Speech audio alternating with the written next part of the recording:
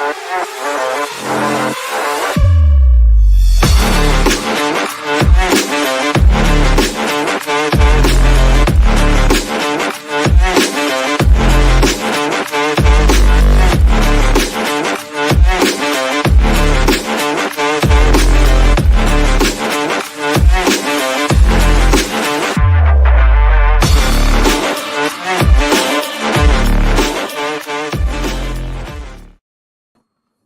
hello, everybody. It is the DNA show on this fantastic, beautiful out. Looking at it now, Wednesday afternoon. It is your pals, Dennis and Andy, here to have a little chit chat, have a little fun, little entertainment. We're not together today because Dennis has his lovely niece coming over, and they're going to watch movies all night and have a little slumber party, maybe a pillow fight, he mentioned. I don't know, whatever girls do at a sleepover. And when I say girls, it's Dennis and his niece. There's no other ones. It's just Dennis and his niece. Wow. They'll probably paint their toenails and nails and stuff and talk about boys. Dennis is a great surrogate girl's best friend. Wow. The reality is, yes, I do have my niece over, but the new Final Destination movie is coming out. We do plan on seeing it. And my niece and daughter, we have not seen all of the movies. I think I saw the first one, and that might have been about it. My niece hasn't seen any of them. And my daughter, she does love these kind of movies. I don't think she's seen them all. So we have decided we are doing an all-nighter movie marathon with the Final Destinations. Oh boy, they're going to get their scare on. Got my core draft box. Thanks for the good packaging. As it appears, the post really tried to destroy its contents. Oh no. Well, you're welcome. And if you don't mind me asking, where are you located? Because I'm curious where you're. If it's in country, if you're out of the country, I'm just curious. So let us know where you're located, because, oh my God, we should finish fulfillment Friday. If everything goes according to plan, we'll finish Friday. And, we're doing boxes and stuff. And even when I pack those boxes, I'm just sweating it because I'm like, oh my God, I don't want anything to happen to these boxes. Remailing a book to somebody is one thing, which we've had to do already. Mistakes get made. That's just the way it goes doing a large fulfillment.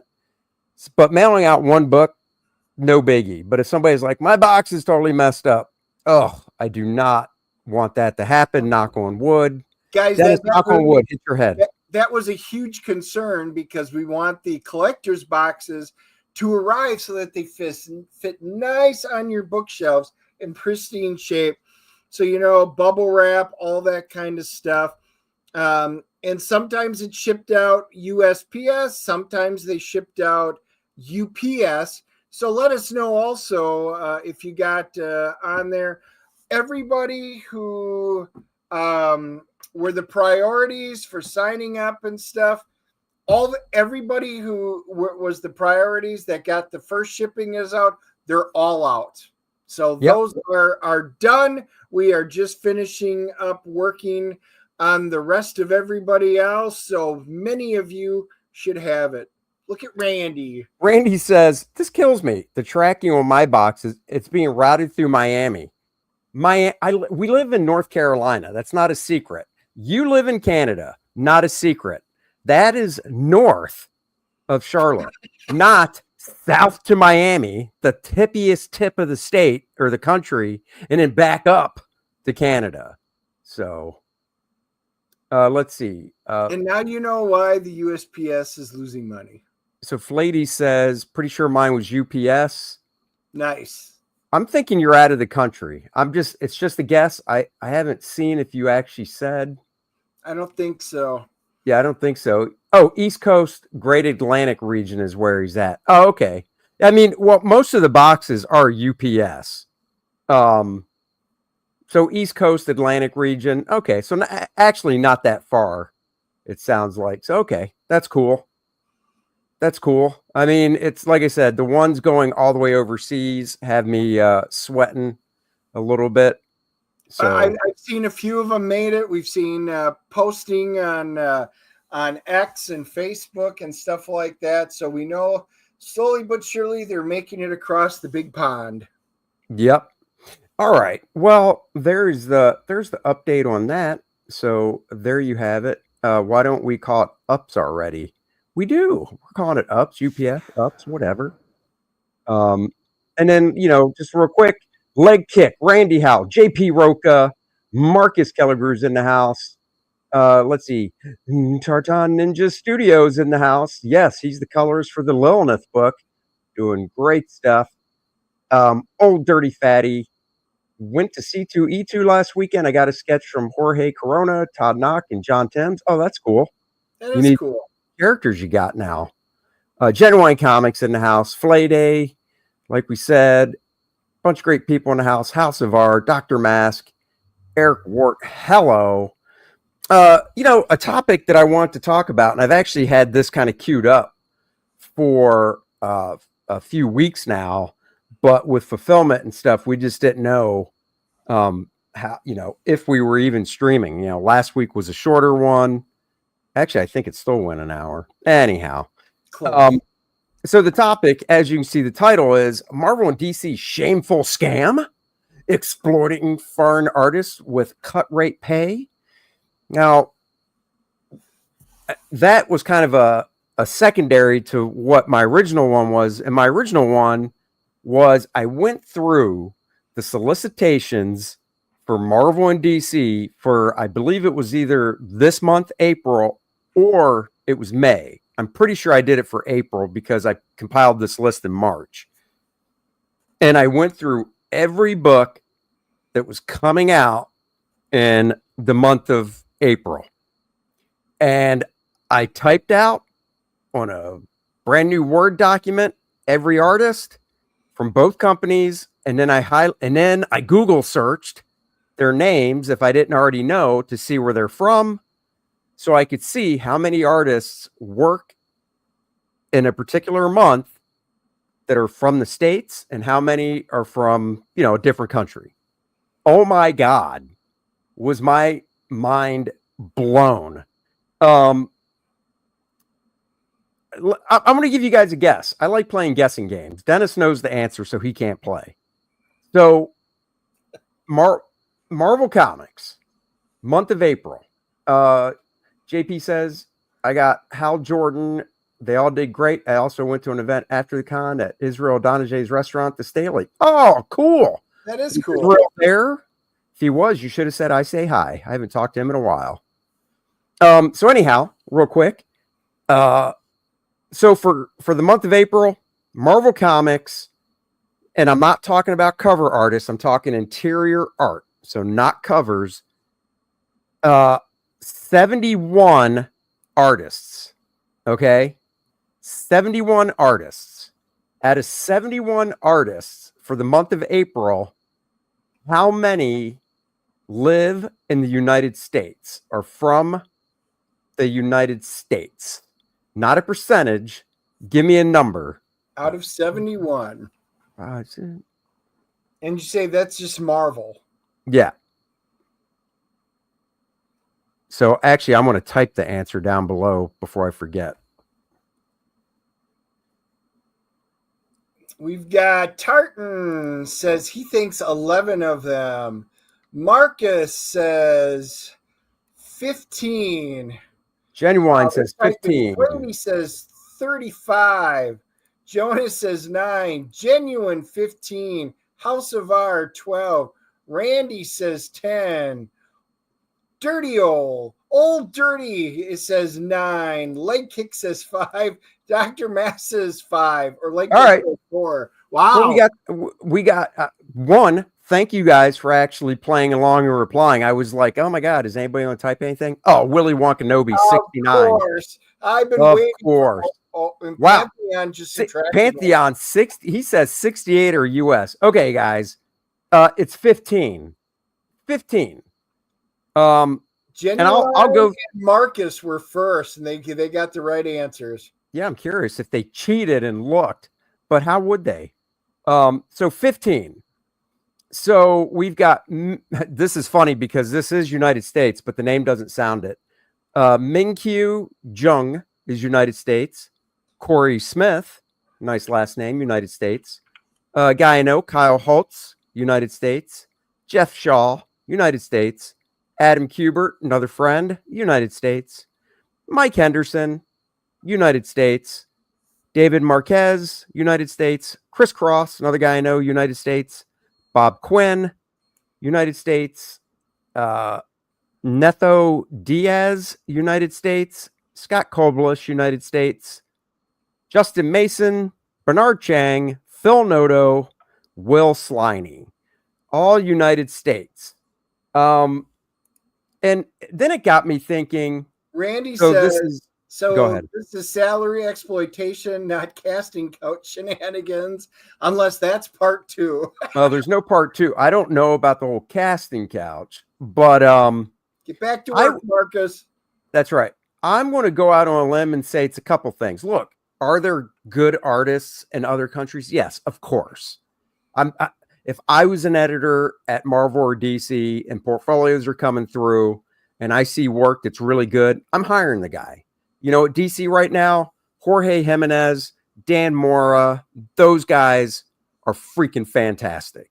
You know, at Marvel, you got Pasquale Ferry, who's still working. He started working back in the 90s. He's Spanish. His stuff is great. RB Silva, his stuff is great. Even on this list, Alan Davis. Alan Davis still works. He's been working in the, you know, for Marvel and DC since the 80s. He's from the UK. Stuff is gorgeous. So, and is Alan Davis getting a cut page rate? No. Alan Davis is not getting a cut page rate. Are some of these guys? I'm sure of it. I am so sure that some of these hires are because we can pay these dudes cheaper.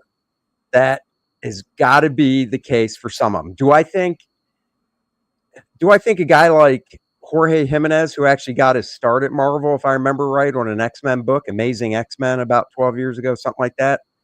Do I think he's getting paid less at DC than top-rate guys that live in the States? I don't know. He could be, because generally, and it's been this way since I broke in back in 1991. I mean, yeah, did I tell really close friends in the industry? Did we swap what our rates were? Yeah. But that was, an in private thing, and you trusted the person well enough not to go blab it around, and vice versa. But in the day and age of social media, you're not seeing people just tweet out and Facebook out, this is my page rate, this is my page rate, this is my page rate. And unless things have changed, I never heard of an NDA saying you weren't allowed to. Maybe, I don't know. Maybe exclusive contracts now say NDA, you can't talk about any of it. Not sure. Let's see, Paulus Arts. I remember being in a forum years ago where comic artists were talking about wanting to form a union, but it was to keep foreigners from taking jobs, undercutting page. I mean, the union talk in comics goes back 40, 50 years. It won't work because not just, artists from other countries. You'll have artists in the States that will be like, these guys are striking. Here's my portfolio. What do you think? Give me a job. Because when you first break into comics, you want to do it so bad, you'll be like, yeah, I'll take a lower rate, because everybody starts low and works their way up. Dr. Mass says, I've paid guys in other countries for art, and some of them ain't cheap. No. That is true. I mean, not all of them are cheap. Like, you guys know my favorite over in like Italy. It's Perillo, Lucio Perillo. Love his stuff. Dynamite. He's got a contract with Dynamite for, it's all covers, but he pumps out so many covers, and I love him. And it's all painting. I know for a fact he's not cheap. No, Perillo. That's what helps sell books for Dynamite. It really does. Yeah, guys like Perillo are getting. I mean, look, if you want to talk about Dynamite pays these guys really well for the cover paintings, but their interior page rates aren't, they're, I know when I worked for Dynamite, I did one job for them. It was 15 years ago, and they shot it from my pencils. Part of the reason they shot it from my pencils is so they didn't have to pay an ink rate, whether it was to somebody else or to me. So I got a pencil rate, and my pencil rate at Dynamite was lower than my Marvel and DC rate. I mean, that's what it was. It was a 10-page story. I needed work, so I took it. But, I will say that I do think rates are different. Like if Jorge Jimenez just started, not 12 years ago, 14 years ago, whenever it was, or Pasquale Ferry for that matter, just started today, they're not going to give him a top rate. They're going to give him a starter rate, and they're going to keep him on it as long as they can. Now, if he blows up and becomes a rock star, let's say, for the company, A-list artist for the company, I'm willing to bet they're still going to pay him less than they would pay the same A-list artist over here, because cost of living is more over here. And I don't know all these countries. I'm not going to name the other, like I said, out of the 71 Cubers are watching this. I do too. I'm not going to go through, unless you guys really want to hear the, what was it? 71 minus 15 is 60 or 56. Unless you guys want to hear all 56 people that don't live in the country that work for Marvel and stuff, I'll be glad to read them. But let's just say I'll go through countries, right? And you can tell me, and Dennis, this is for you. Dennis, you're more, I don't compliment you much, but take them when you can get them. You're a little more worldly than me when it comes to traveling. So I'll name a country, and you tell me if the cost of living is either higher or lower than here. Are you ready to play the game?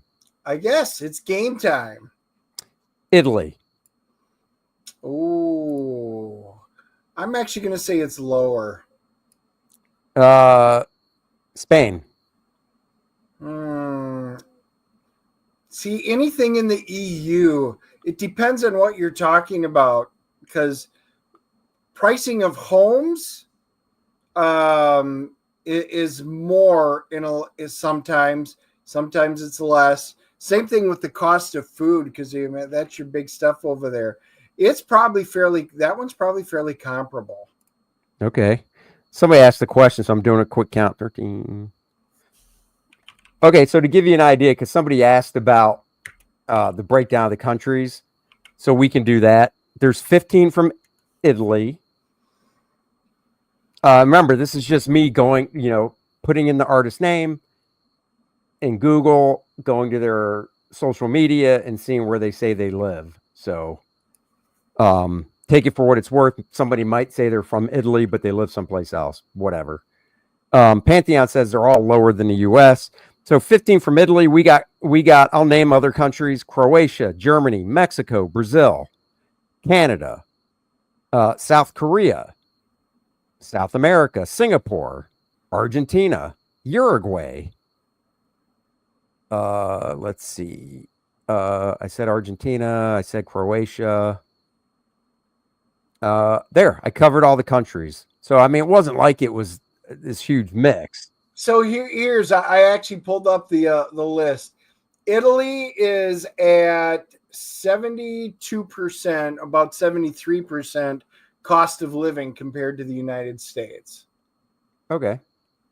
And let's see. Some of the ones that are more expensive: Bermuda, Cayman Islands. Oh, the Turks and Caicos Islands, which is funny because we just saw them on our flight. There were a whole bunch of people boarding that, and they were heading over there. That's more expensive. Switzerland, not surprised. Been to Switzerland. That is very expensive. Barbados, Iceland, Bahamas, Denmark, Ireland, Israel, Virgin Islands, and Palau are all more expensive than the United States. Did I list any of those? Not a one. Okay. So right there. And something to think about too is And I know we talked about page rates before, probably on the Bros sometime, probably on the Kings. I know we did it here. Typical page rate over here. And I'm talking artist. I'm not talking writer. I'm talking artist. And here's the other thing too is a lot of these people on this list pencil and ink their own work. So you don't have a lot of people just doing pencils and then somebody doing inking. So page rates could range anywhere from low ball 200 to 500. A guy like Jorge Jimenez, he does his own pencils and inks. He's mostly digital as far as I know.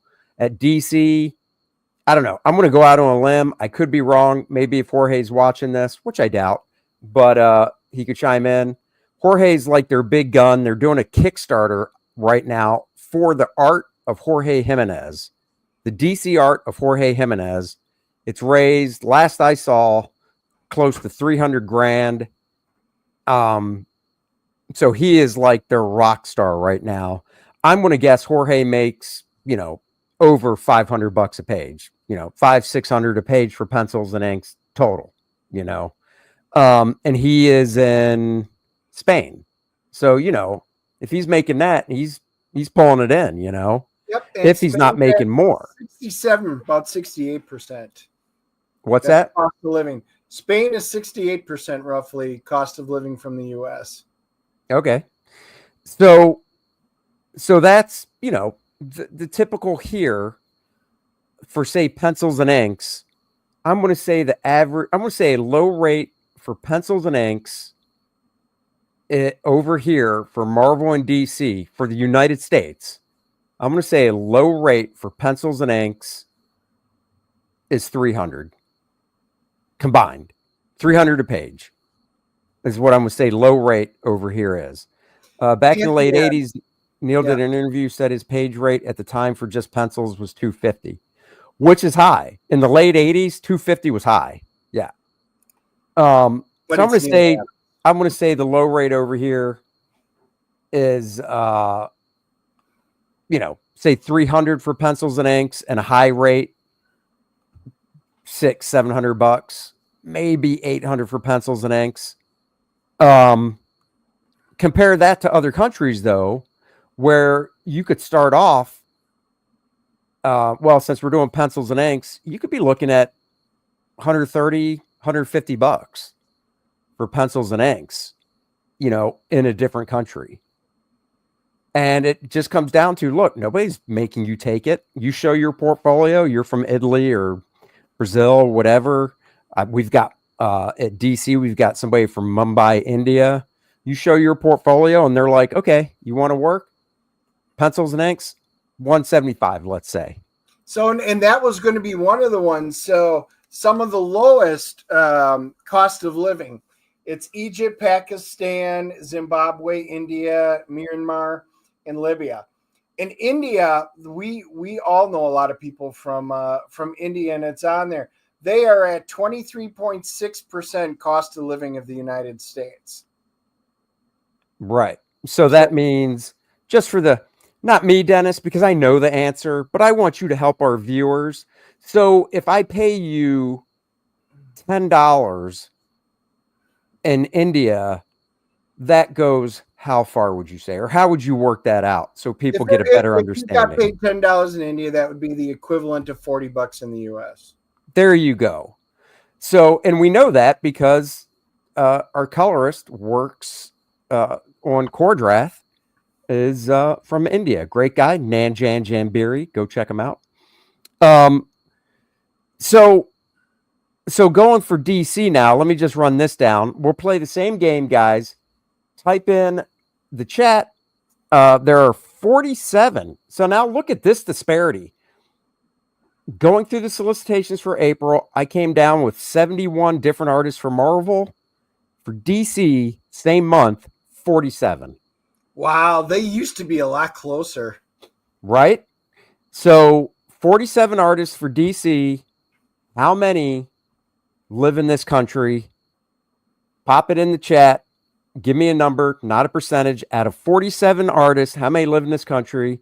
And I'll tell you the answer after a few roll in. Let me look at the count. I got to cover because even if I'm not saying it, my lips will still move. So I don't want anybody to see.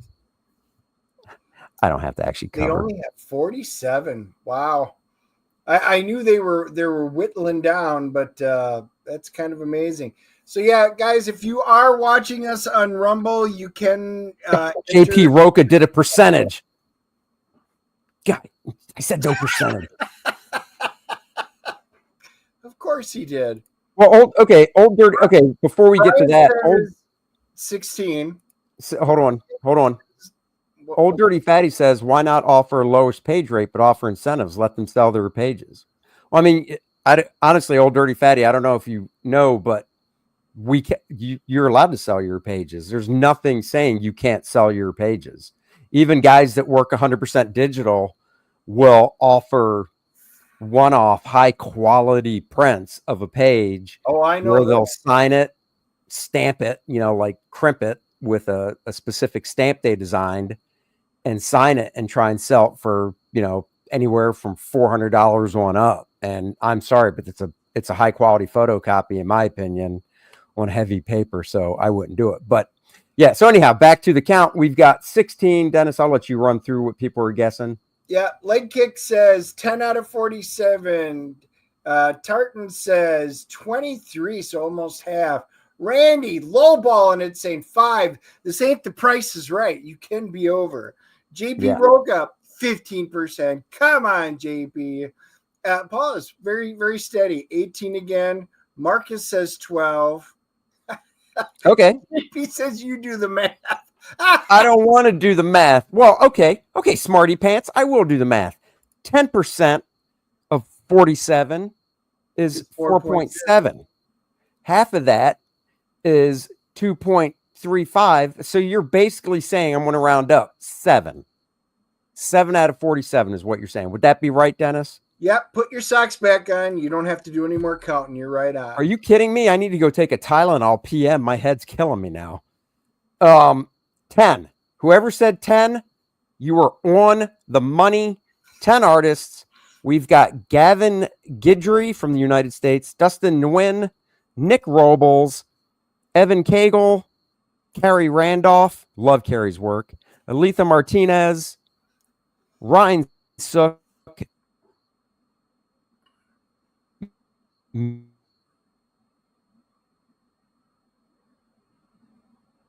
is it what? I think you did. Andy freeze, guys. Message Am I down here? below. Yeah, you froze mid sentence and then you disappeared completely from my end. All right, well, I'm back. Okay, so I don't know where I left off, but I'll start because it's only 10. Gavin Guidry, Dustin Nguyen, Nick Robles, Evan Cagle, Carrie Randolph, Aletha Martinez, Ryan Sook, Mitch Gerard, Steve Lieber, Lee Weeks. Some standouts for DC: Jorge Jimenez, Dan Mora, Eddie Barrows, who's been there for a long time, Carmine Di Giandomenico, Brian Hitch, obviously, Mike Perkins, buddy of mine, who is from the UK, lived here for a while for CrossGen, moved back. Yeah, it was glitching. No, it wasn't. If only Andy was just AI. Here's what I'm curious about. What do you think this guy, okay, so this guy goes by one name, Montos. He's from Cuba. Oh. Now, if he's making, let's say lowball 150 a page for pencil and inks, living in Cuba, he's got to be living pretty high, I would think, or could be at 150 American in Cuba. I would think so too. Cuba's not even on the list. Now think about it though. What if I'm wrong? What if DC has no discrepancy and literally just takes it as you've been working in the business X amount of years. We like your work. We're going to pay. It doesn't matter. This Monto guy could be making whatever equivalent. So what if they're not? What if they're paying like this guy pencils and inks lowball American rate, will say, of what I said, 350. or let's say it's 300 for pencils and inks. No, I like that. I know this guy's name. That's why I mentioned I like his work. So what if this dude's making 300 a page living in Cuba? I mean, holy crap, doing a monthly book, He's got his own mansion. Right. I met this guy at Baltimore years back named Sean Isaac. You hear that name, you're like, oh, Sean Isaac, where's he live in the States? South Africa. DC's got a guy from Switzerland. Yeah. Hey, Randy says, I assume most writers are based in the US. Coordinating with overseas artists must be tough. Time zone plus language difficulties. No, not really. That's more of an editor thing. So let's say you're working with an artist in Italy and they don't read English. The writer would basically send the script into, DC, and the editor would take it. And I would assume this is what I would do if I was the editor. And it's easy now with AI and everything else. Even before AI, I would just translate it to Italian and send it over to them. I don't think it's that tough. 10 bags of ramen and a $20 Amazon. That's right. Per page. per page. Well, wait, no, that's the whole book. In Cuba, Montos is like, wait, you're paying me in dollars? I was hoping for chickens. Yes. That's what I was hoping for. But but what's funny is, we're talking Marvel and DC. You guys know almost all my books are indies. So, I get small press books. And you don't have a stack. You don't have a rando stack of like even just 5 or 6 indies sitting close by, do you? Different books? Actually, I do. Because I would love to type the artist names into Google. Oh, this is good. I'm so happy. Dennis is going to grab some indie books and we're going to type names into Google and see, because I'm imagining indie artists, if they don't live in the States, they're definitely taking it on the chin, $50 to $100 a page for just, pencils, maybe pencils and inks. Wouldn't the Cuban Communist Party take most of that money? Man, I got no idea. I had no idea how that works. Joe Bernardo, Andy, I saw your reply about the ash can, but an ash can with color pages and character designs and some pages in pen and ink on good 8.5 by 14 stock paper. What do you think of changing? Oh, you mean charging? Okay, so wait, you're going to print an ash can on 8.5 by 14? Or do you mean that's folded in half? Like, I'm a little confused. And did you say how many pages? Joe, I also need to know how many pages you're talking about for the ash can. So, Richard Stanke, you guys are getting paid? Well, yeah, but I know who you work for, Rich, so it doesn't surprise me. Did I just, JD Kirby, does Irene, want to see my armpits? Remember Irene used to do that? Guys would get all excited. Not for this. Oh, look at that. I'm almost like a chick. Look, you can barely see any hair. Dennis, let's see how hairy your pits are. Oh my God, why do you shave your armpits? That's not shave. What are you talking about? There's hair all there. That's my God, you're insane. Baby. I'm all natural. So apparently Dennis's armpit hair is gray because we can't see it. Oh, Gotcha Man's drawn by Chris Batista. He's in New York. Yep. I was going to say there's one. Here's one from AWA. Most of you guys, if you guys follow my YouTube channel and I pop up my quick flips, you've probably seen this one. This one is illustrated by Laci, Laci. Well, you can try Googling Laci, or actually, you know what? I'll try it. Laci comic artist. That's what I'm doing. I know there's a bunch of them. They just have one names. Ramsey, we see him. There's a number of them. I'm guessing that's just Laci. Yep. Creator of the month. Let's see if they say it's actually on their website. Oh, no, wait, hold on. Oh, maybe. Oh, okay. So their real name is Vladimir Kirstik. Oh, totally American. known by the pseudonym Lacey, is an internationally published Serbian comic book and graphic novel creator. And yep, that is the picture of this person. So, man, is it bad that I thought, oh, it's a chick? It is bad. All right. We've got Red Sonja attacks Mars. It's one of the Dynamite ones. And this one came with the card. Obviously, why I picked it up. The artist is Fran Strucken. Strukan. First name Franz. Fran. Fran, not Franz. How do you spell the last name? Strukan. Oh, yep. Fran Strucken. Let's go to their Instagram. Always give these guys a follow. I like following artists. Does not say.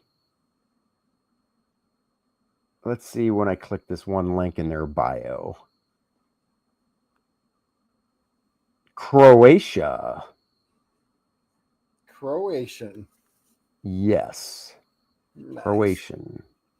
Yep. So there you go. Croatia is at 55.6% cost of living. Dude, a guy I went to the Kubert school with, a great colorist. He is a Eisner Award winner, Matt Hollingsworth, moved from the West Coast to Croatia over a decade ago and loves it. Nice. Him, his wife, their kid, loves it. Terminator, also Dynamite.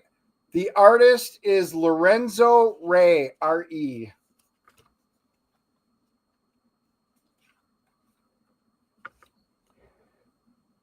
Comic artist, of course. Let's see. I'll just grab a couple of other ones. Artist Lorenzo Ray at Gmail. Not giving out anything that's not already there. It doesn't say, but I'm going to go out on a limb and say not from the States. Let me see if there's any photos that might give anything away. Not really. But, you know, the thing is, a lot of these guys, their work just looks very samey to me. And you know, it lacks like some dynamics and stuff. Let's pull up this one. This one is a popular one. I popped this one up as a quick flip. A lot of you Conan fans. This one is the artist and writer and everything all in one. And it is Patrick Zircher, Zircher. Nah, he's American. Oh, wait. Actually, you know what? He might be Canada.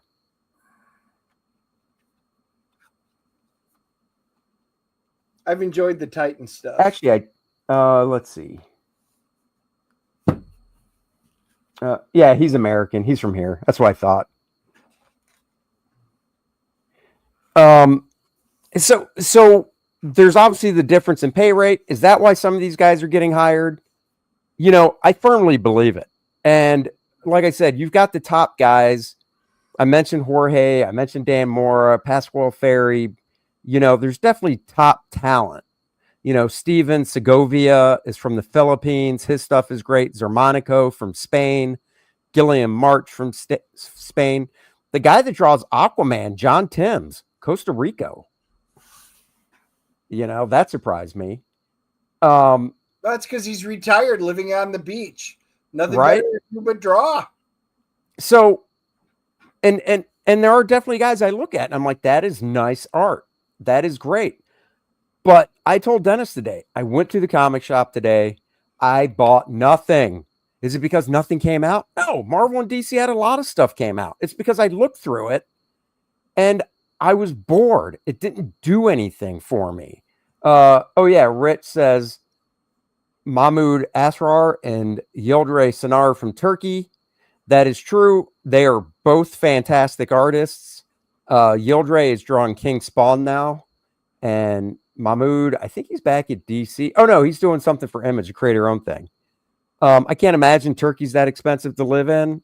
But, so, no, I mean, I would say at least out of the 47 DC artists, honestly, I'd say, because I recognize a lot of the names, I'd say most of them, their work's fine. But But if it's just fine and you're passing up guys that artists that live in the United States because it's better for the bottom dollar to pay cheaper overseas, Yep. that I'm sorry, that's just not cool. Well, That's it. the problem is we lived back through the 80s and 90s. This is some of the best stuff outside of the original 60s when everything, was created, where there were so many great artists and writers and collaborations, and that quality really doesn't exist. And it's rarity when a book pops up that everybody goes, wow, that's something. We're talking about wage disparity and stuff right now. Is that why they're doing it? But one of the other things is there exploitation concerns, Right. and is there unfair treatment because of what you can do in the US versus overseas, the long hours, really tight deadlines, lack of benefits for foreign artists?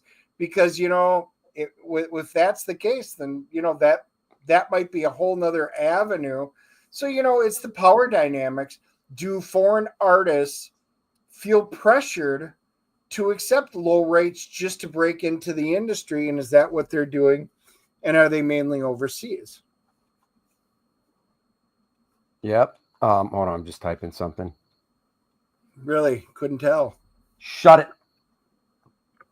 You shut it. I'm pinning the sign up page to the top of the chat for Lilna. So there. Well, and that I guess does go along with the industry practices and ethics. If we look at Marvel and DC and their outsourcing strategies, are they really prioritizing the profit over fair pay? Is that it? And there's always been foreign artists. Once again, this isn't about every one of these jobs should be held by an American artist. And there's always tight deadlines. You had tight deadlines and you'd stay up all night. And the guys that you worked in the studios with.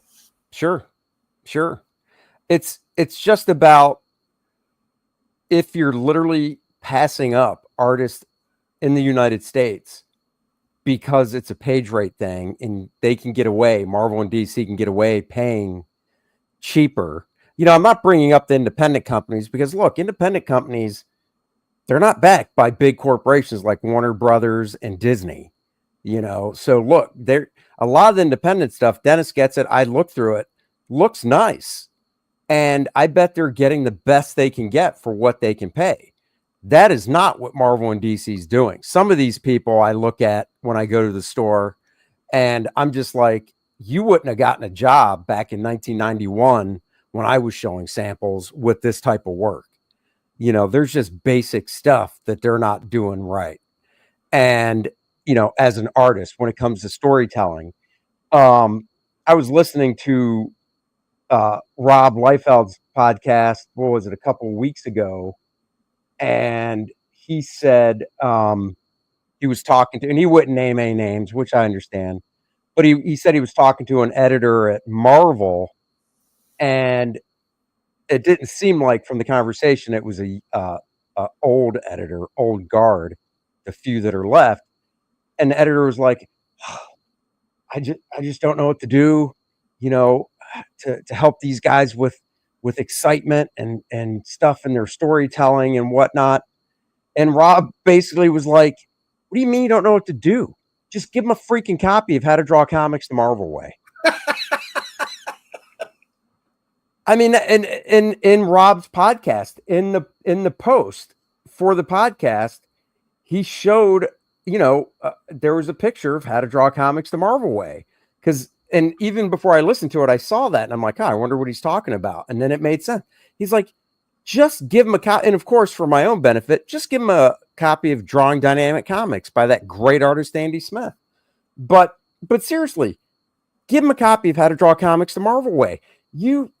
I see, and I've said this before, if you've never seen How to Draw Comics the Marvel Way, John Buscema has a few pages of what he considers the wrong way, the boring way, and it's a 6-panel grid, which a lot of those are chucked out the window even back in the 80s. Not a lot of artists did those. But he took a 6-panel grid, 2 panels stacked on top of each other, 3 rows, and he showed it. And it was just like 2 guys in a room talking or something. And he's like, this is okay, but it's not dynamic. Then he did the same 6-panel grid and he composed each panel differently to show how to make it dynamic and interesting to look at. And it's like all these comics coming out from Marvel and DC, the majority of them look like the before, the boring page.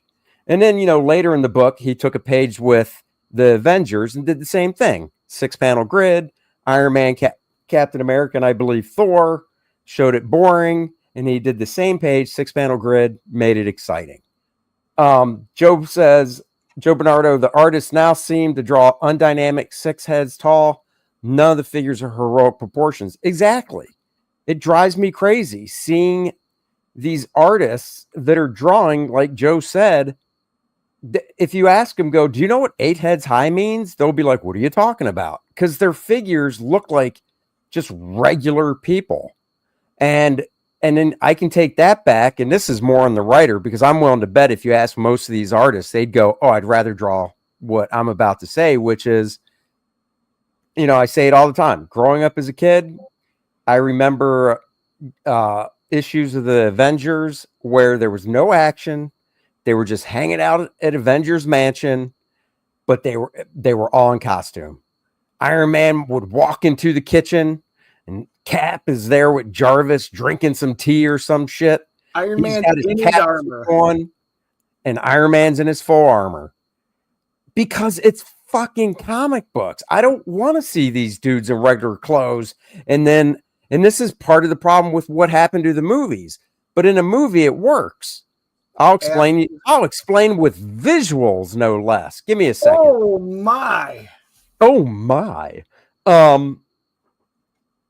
I don't, in movies, in the first Avengers movie, when they were all sitting around the SHIELD helicarrier and the shit went down, and Iron Man, Tony Stark, and Steve Rogers looked at each other and were like, suit up. Cool. They were in regular clothes. They went and suited up. That's a movie. That was cool. That was fine that they were walking around that way. But in a comic book where you have this limited space of a 22-page story, I want those guys in costume for 14 out of 20, let's say 21-page story, because it's easier math. I want 2/3 of that book. I want my dude in costumes. Yep. Female, male, I want them in costume. And then you give 7 pages for the boring, talky, whatever, Peter Parker, Clark Kent stuff. If you, and yes, and I've always said this, out of a monthly book, so it comes out 12 times a year, it's fine to have one whole issue where it's Clark Kent centric. And it's the reverse. 14 Clark, 7 Superman. Because you look at the year as a totality, right? But if you're doing like a 4-issue miniseries or a one-shot, no, I want to see Superman. I got a great example, actually. I keep meaning to do a flip through of. Let's see. This book, Man and Superman. Dennis, I'm going to redo the layout here so it looks like this. Man and Superman. This is a 100-page book, right? It came out, this thing came out probably 4 or 5 years ago now. 2019. Holy crap. 6 years ago. It's drawn by, it's written by Marv Wolfman, and art is by Claudio Castellini, who is a fantastic artist. Okay? Superman. This is a Clark Kent story. This is not a Superman story. Now, to be fair, it's when he first gets to Metropolis. So he's not even wearing a costume yet. So he's just jetting around, covering his face, wearing regular clothes. Claudio's art is a mix between John Buscema and Gil Kane. Very dramatic. Great. I mean, just great artwork, right? I'm going through this book, and I mean, this is what he's wearing to cover up as he goes save people. Right? It's like, oh, it's COVID. I got to put a mask on, because he doesn't have a costume yet. And I'm just like, it's a one shot. the editor, I guess, thought it was worthwhile to say, yeah, let's do this one shot where Superman's just, flying around like Clark Kent. Halfway through the book, I don't know why they did this, because the story's not over, and it's not like, oh, it's a chapter break. So chapter 2 ended. So chapter 3, they're like, we better give the guy Superman. So they give us a nice black and white piece that Claudio did as a commission of Superman. Well, you know what? I'd rather see him in the book like that for most of the book. And then I'm just flipping through it. Oh, finally, he puts a costume on, and I'm well into the book at this point. And it's just like, I don't care that this is like the Superman introductory story. Get that damn costume ASAP. Now he's got like a full freaking stocking mask on as he's doing. He's robbing a bank. Yeah, he's robbing a bank. He put the fishnets on over his face. And I mean, I'm getting to the end of the book, and I'm just like, okay, I'm waiting. Oh yeah, finally, baby. So we get one splash page, and then we get that. And if it wasn't for Claudio's artwork, and then the final page, people look up in the sky, it's Superman. There it is. That's what you waited the whole book for. And then we get another commission at the end. I'm sorry. This is crazy. And Marv Wolfman's written great stuff in his time. But who greenlit a 100-page Superman book that is Clark Kent saving people wearing a suit and a freaking stocking over his face? Good God. That is a waste. Okay, Andy. 6 heads versus 8. There's a lot. I know. Hold on. I'm going to share my screen here in a sec. Could use a pair of Lois panties as a face mask. She does need to check her stocking, her fishnet stockings. They might be missing. Joe says superhero stories about superheroes, and that's why they have cool costumes. Exactly. And Rich, of course, it's escapism. It's Huggies and any cash you have in the register. That's right. Says it's a great book. It is a good book, but Superman's not in it. Get him into that freaking costume. All right, hold on. I'm just looking through this one book real quick that I did that has it. Let's see, where is it? Oh, JD says the COVID mask just ruined it. Well, right? It's an N95 or not. That's right. Superman's got super germs. Could have been one of those fake masks. Let me open this up, see what this is. Like I said, nope, that is not what I want to open. Let me try something else. So, guys, while Andy's doing that, I got something. It's and he'll explain it in a little bit then as he's looking it up. Oh yeah, Dennis has questions. I got a question, and hopefully you guys will be able to find out. You guys know I love collecting X-Men stuff, and I usually wind up getting anything that's X-Men related. I did find it at the show, there's the X-Men Stridex giveaway. Andy found a blockbuster that was there. There was X-Men Capcom. Andy found that one. And I did wind up finding Andy found, and he's got a different version, but it's the Aaron Lopresti number 0 Xena Warrior Princess. And I did wind up getting, guys, $6 Million Man. It was the last one I needed, so my $6 Million Man is complete. One of the reasons I bring up the X-Men is I love collecting all these different cool things. One of the things that they have the artist proof, the transparencies, where it comes up with the words on one sheet and the rest of the art in it, and you marry them up, and that's the final proof of what the page is going to look like. So, for example, I'll try and show it here. Here's one from Captain America 127. I usually just get X-Men, but he had some neat ones.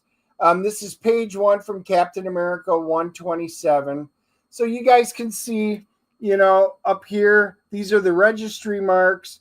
They put them all together, so they marry up. So if you remove them, the words are in a separate sheet and you can move them, but that's how they marry them up. So I got Cap 127, and these are all color because these are the final proofs of what it's going to look like in the comic. Here's one from Incredible Hulk 103 and page 17, Marie Severin. The other one was Gene Colan. So that one is another one. Again, these aren't X-Men, but they were really cool. I do enjoy picking these up. But I'm going to show you. I'll get to a couple of them here. Here is the King Size Hulk, special number 1, page 1. Again, it's Marie that's on it. And you can see the registry marks and everything. I'm a big Watcher fan, so this is What If number 17, the first page. Carmine Infantino. So I did so I snagged this one too.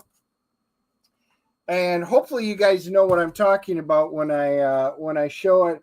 And here's another cool one that I just love. Journey into Mystery, page 1. Journey into Mystery 118, Jack Kirby, 1965. This is from the First Destroyer. It's really cool. These are awesome. So I know what these are. So these aren't what my questions. He had 2 X-Men ones, and I've never seen them. They are not in color. Here's one. Yep. Uncanny X-Men number 12. This is page 18. These are not color. And I've never seen the borders around them. I know Marcus was there when I picked him up. And it's funny, I asked around and nobody knows what these are from.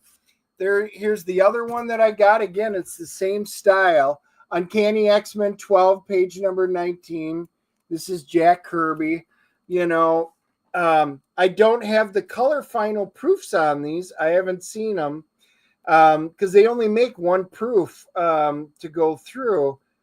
But these are the marks. If we pull them out, here, I'll pull one out for you guys to see. Ew, don't pull anything out. So you can see it's 2 different transparencies. One with the art. Easier maybe if I do this. That's what the art looks like. And then it gets married up with the words, and you put them together. And all the colored ones, that's what the registry marks are. You align them. So the colored ones overlap each other. So when they perfectly align, that's how it goes together. So when I mount these on the wall, I typically do put a little piece of tape on them to keep them together. But I have never seen these black and white ones, particularly with the registry bars and stuff over them. So if anybody knows why this one is black and white and they have these weird grids on the side, please let us know in the chat, because nobody I asked knew anything about it. So interesting. So Randy's asking, let's just see, black and white proof for a British edition? Mm-hmm. Possibly. Don't know. I'm just going to put these back in if I can. Yep. Randy might be right. This is Rich. Are they the same dimensions? British would be slightly larger. Even on transparencies?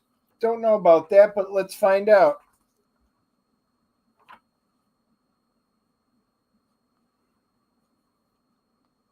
Same dimensions.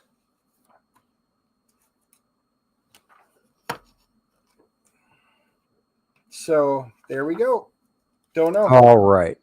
Apparently, usually the guys in the chat are jumping for this stuff, and so I might. Yeah, see, the thing I told Dennis was he got like this X-Men one from, what was it, like issue 11 or something? It was early one, right? Yeah. And we're talking issue 11 from the 60s, okay? And the acetate, because these are on acetate, see-through, black line plate, it's freaking perfect. I mean, the acetate is perfect, and this is from like 1965, supposedly, if that's what it is. And I'm like, there's no way this thing is still in this great a shape. Just no way, because it could be the black line plate, because 4-color printing, you've got a black line plate, you've got the other 3 colors, CMYK, K's for black, you got cerulean, magenta, and yellow, and different percentages of those 3 colors make all the colors that you need in the black line plate. And I was looking at it and I'm like, that is just too clean. Could be the essentials. Rich says maybe the essential volumes in black and white. I just don't know. So, I mean, they weren't expensive. So either way, it's something kind of cool to have, But what I'll show now is back to the 6-8 head high, all that stuff we were talking about. Yeah, I was going to pull out because somebody was asking about if it was a newspaper edition, and these are the exact same from the comics. The newspaper wouldn't have been set up. I was going to pull out my number 12 and compare it side by side, but the only number 12 I have slab, so didn't work. Oh, well. Okay, so this is 8 heads high. This is from a book that I did called How to Draw a Superhero Sketchbook. It's not labeled, but if you can see my mouse, when you're drawing figures are measured by the height of a head looking straight on at it. So from the chin to the top of the head, that's one head.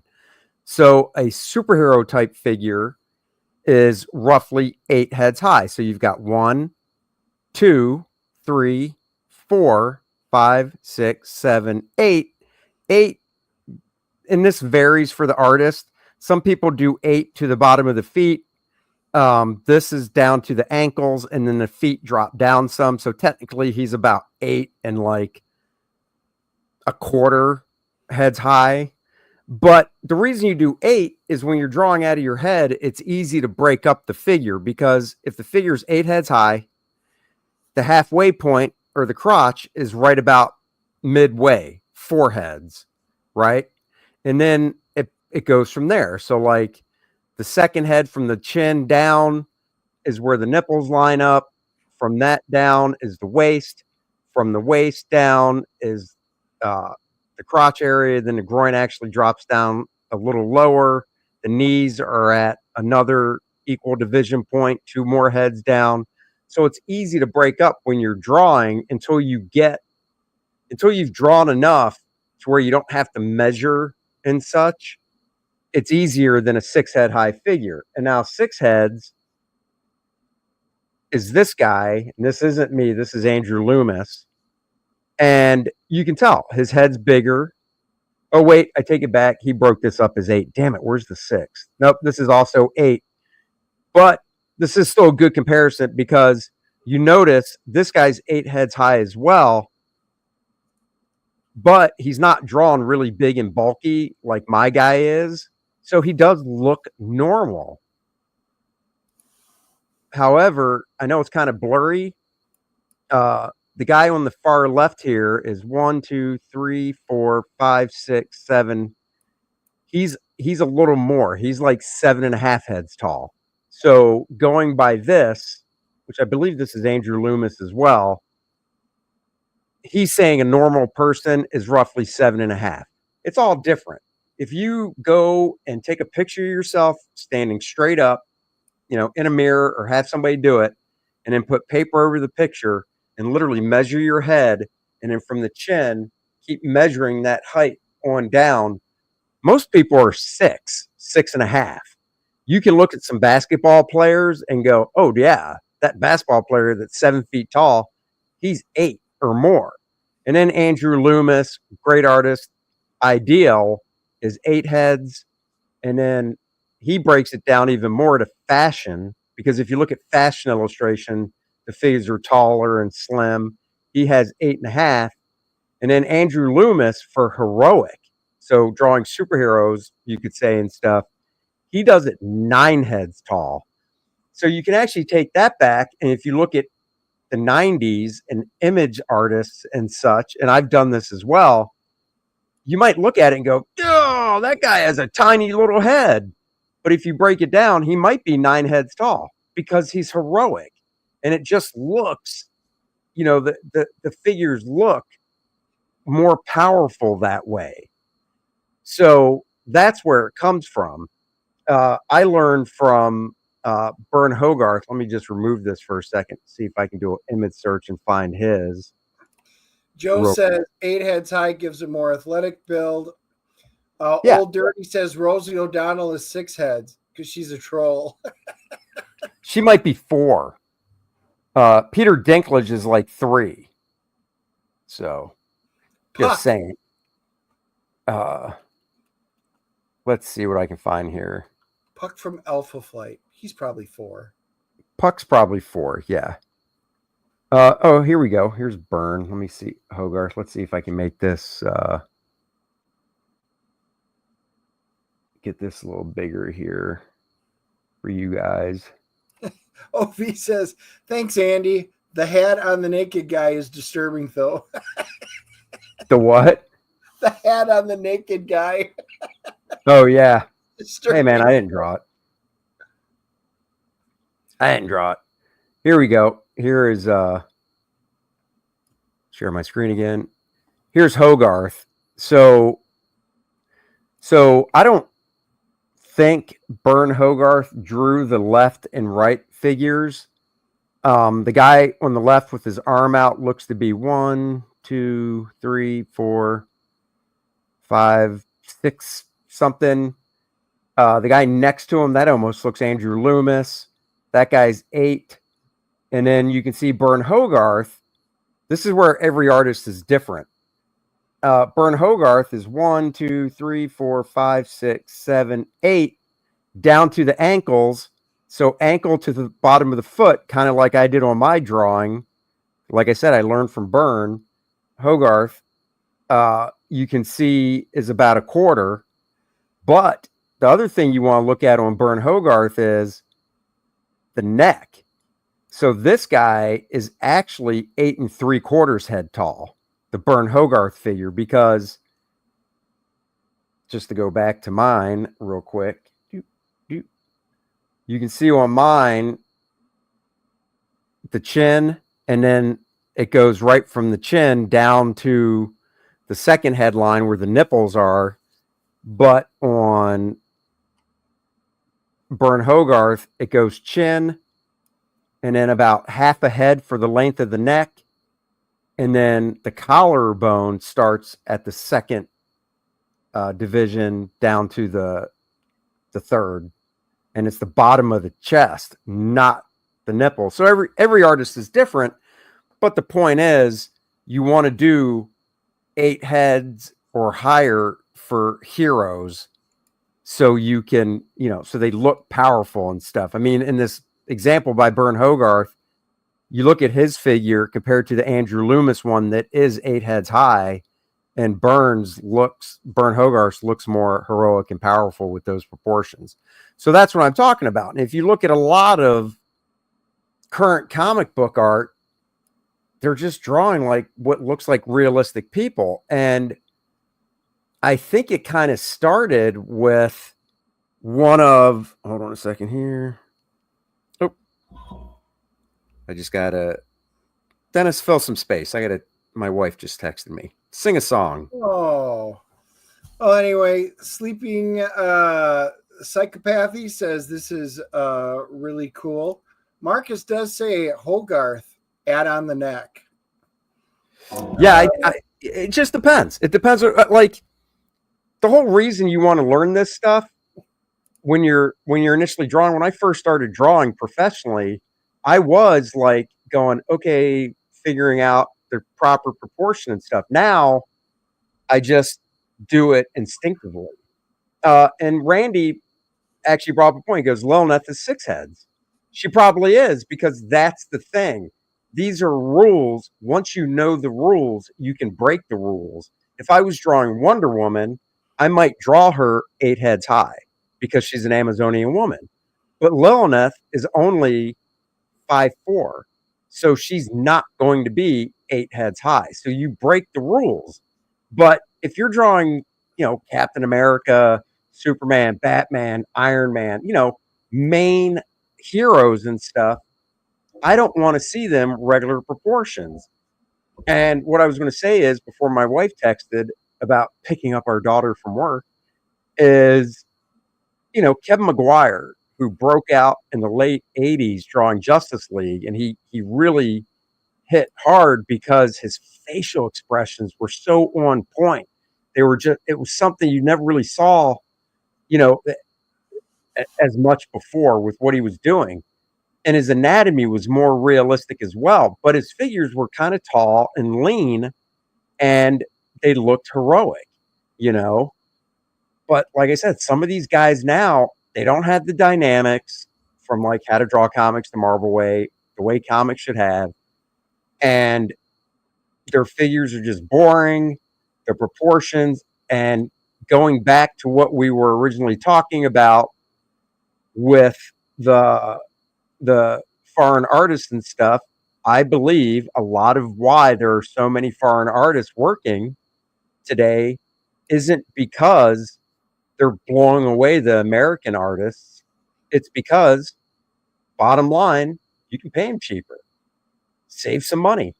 You're pumping out, I counted off 71 different artists for Marvel. That's 71 different books. That money adds up. What 20, if you're saving, let's say you're saving on average $50 a page. Okay, 50 times 20 is 1,000 over 71 books. Dennis, what's 1,000 times 71? Gee, I wonder, Mr. 71K. Hey, Randy's saying, could it be that Marvel DC prefer foreign workers as they are less likely to join a cancel mob to take down editors? I don't think so.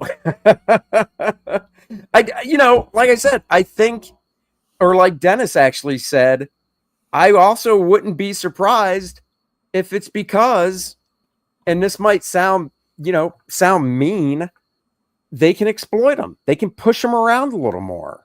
And I'm not saying they're writing emails back like, get to work, you Italian punk. I got you under my thumb. You want to be fired? I'm not saying they're doing that, but they could probably be like, look, this is the deadline. So I need to do this amount of work in this little amount of time. Yeah. Or we could find somebody else. Stuff like that. It'd be a shame if something happened to your nice store there, if you know what I mean. So that's the thing. You got out of DC Comics, you got 47 artists, 47 books. Apparently 10 of them are in the US, 37 books. Same thing. Save $50 a page. That's, say $1,000 $1,000 a book times 47 saving, say just 40 grand a month. Let's say 50, the average, saving 50 grand a month. Yeah, that is definitely, the bean counters would love it. You can do what? And my thing is, what are these editors making? Now, I know starting off editors, good luck. I mean, if you're a starting editor in New York for Marvel, you're having a roommate unless you commute really far because of what it costs to live in New York. But you take somebody like Tom Brevoort, that dude's salary could probably be cut some. You cut the creators. I'm sorry, I don't go to the store and go, Dennis, we got to go to the comic shop today. I got to get that new book that Tom Brevoort edited. Yep. That has never crossed my mind. Yeah, like I said, I don't know. Joe made a comment up here about when he first started recognizing the change. It's when they did the Hawkeye series, and it was always 9 panels and 6 heads. Inks were also mid. And you know what? Maybe that's what they're doing. Maybe that's just what it is. We need to cut corners and costs, so we'll get some mid stuff, and you guys are just going to keep buying it because that's what you do. That's the current Marvel, or should we call it Disney Marvel attitude? Just Right. like Star Wars. We'll just make crap, but you'll keep buying it. Except we stopped. Yep. Exactly. That's true. Like Dennis needs convincing to go to the comic book store. Yep. And it's never been for an editor. You know, I'll leave with this, and this is something I've thought about for a long time, and I would not ever. I don't even know if I told Dennis this or this idea. This is not something I endorse. This is not something I would want to see happen. The only reason I thought of it is because so many artists are on the left. You know, that's the way they vote. That's the supposedly the ideas they believe in. And for the longest time, obviously during election seasons, you always see stuff like equity this, fair this, you know, and all I could think of is, okay, let's do it your way. You guys want equity and fairness across the board? I got a great idea. And I'm talking to the guys that preach that stuff that that are artists living in this country. Patrick Zerker, you're one of them. You want all that equity, which is different from equality. Okay, cool. Let's take the lowest page rate that a penciler inker makes, and let's just say it's $250. Let's say 300 for easy math at Marvel and DC. $300. It's the lowest pencil and ink rate somebody can make. Let's say the highest is $900 or 700. $700. Awesome. Smash them together. That's $1,000. Divide it by 2. $500. Doesn't matter who you are, you get $500 a page to do pencil and inks. I don't give a shit if you're the top selling artist in the company. If you're all about equity and being fair and living wages and all that, you're making 500. So the low man on the totem pole, equity, also makes 500 a page. What do you say? I want to see those guys that preach all about that sign up for that. Isn't that fair, Dennis?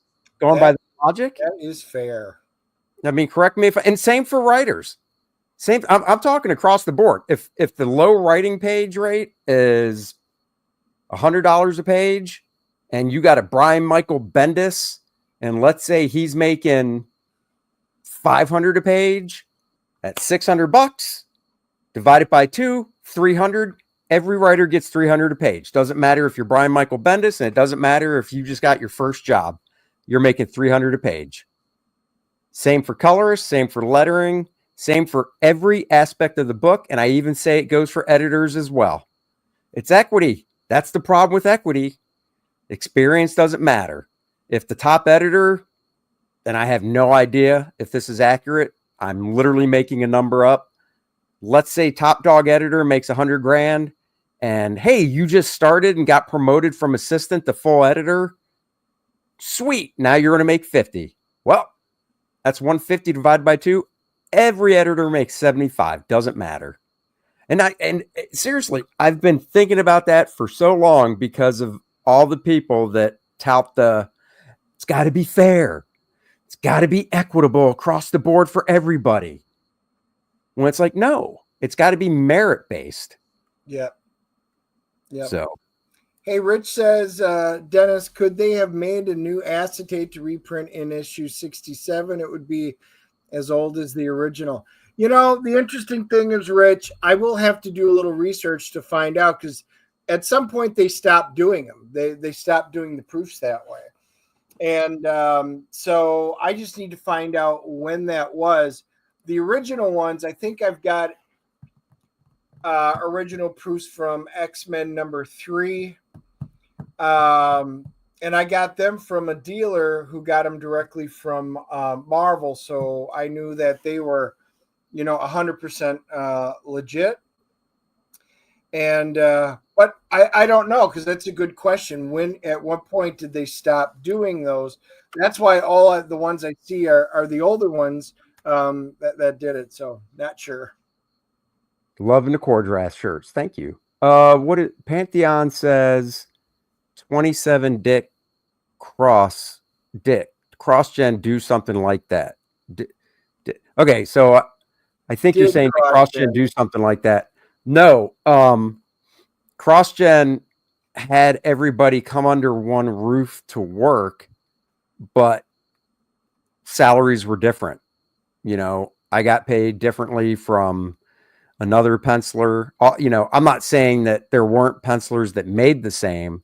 I'm just saying, out of say 6 pencilers under one roof at CrossGen, there was a range. Same with the inkers, same with the colorists. It was kind of merit based, and it was easy to tell, because in comics, it's like, this guy sells more books. He's coming to work at CrossGen. We need him to work here. Here's your offer. We want you to work here. Here's your offer. And they weren't talked about, because salaries among employees generally aren't. Management knew, but, and obviously, if I went out with, say, Jimmy Chung to drink some beer and stuff, or Jeff Johnson, and we want to talk about our salaries, it's totally up to us if we wanted to, but we didn't advertise it around the company like, hey, I just found out Jeff makes this and I don't. What the hell? So Leg Kick says, make it equitable. Andy should make what Jim Lee makes. There you go. Hell yeah. That's what I'm talking about. But that is Lopez. As long as you made more than Lopez. I don't know. But that is the topic today. Gone for an hour and 20 minutes. I hope it was entertaining, insightful, fun. And of course, you can always ask questions on our accounts. Follow us on X, on YouTube, Facebook, Instagram, wherever you want. Of course, go back. Not back. I'll be saying that soon enough once the campaign launches. What I meant to say was, go sign up for Lilith, Infernal Conflict. There is the homage cover. I can't wait till we're done fulfilling core draft at the end of this week. I'm going to be starting on some new Chicago Bears work, because the draft is around the corner, as I do every year, and getting to work on Lilith. There's the homage cover. We got new characters coming your way as well. Rich says, wrap this up. I got comic work to do. Rich, are you going to Rick and Dave's next weekend? You can't multitask. That's what I say to you. Multitask. So there is some new characters, and of course, there's the main cover. Oh, got my books in display box. Love it. Thank you very much, Kino Reviews. Really appreciate it. There's the main cover by myself and Tartan Ninja Studios, who's coloring it. I got the variant cover in by a guest artist. Will announce once I get it colored. It's a surprise. I didn't even tell Dennis who it was. But I could tell. He can't keep secrets. I know. We got to announce it. So there you go. Go sign up. We're looking to launch it end of May, beginning of June. Go sign up. Don't miss out. Lilith, Infernal Conflict coming your way. Dennis has the sleepover tonight. His niece is coming over. They're going to watch horror movies, eat popcorn. She's going to hopefully hold him down from screaming too much during the horror scenes, which means we're not seeing a movie tomorrow. So I gave Dennis homework, which is he needs to watch. He's 3 weeks behind on Daredevil Born Again. I watched the finale last night. Dennis has to watch 3 episodes. Roughly rolls out to a little over 2 hours, because the finale was an hour long. Dennis needs to watch those. If he does, we will do our review of Daredevil Born Again for Friday morning. I gotta get join us next week. Final destination. That's what this is all about. Joe says the comic is excellent. Game module is top notch. Thank you, Joe. Guys are all getting them. Like I said, everybody who was the early fulfillment, all those packagers are out the door. I will. Will Excel says have Jeff Johnson on the show. I'm friends with Jeff. I'll reach out to him. I know his next campaign for Rogue's Kingdom, I believe is what it was called, is going to be launching soon for book 2. So yeah, I can reach out to him about that. I'd love to have Jeff on. And there you go, guys. Review of Daredevil Born Again, hopefully on Friday. And next week, we'll be back.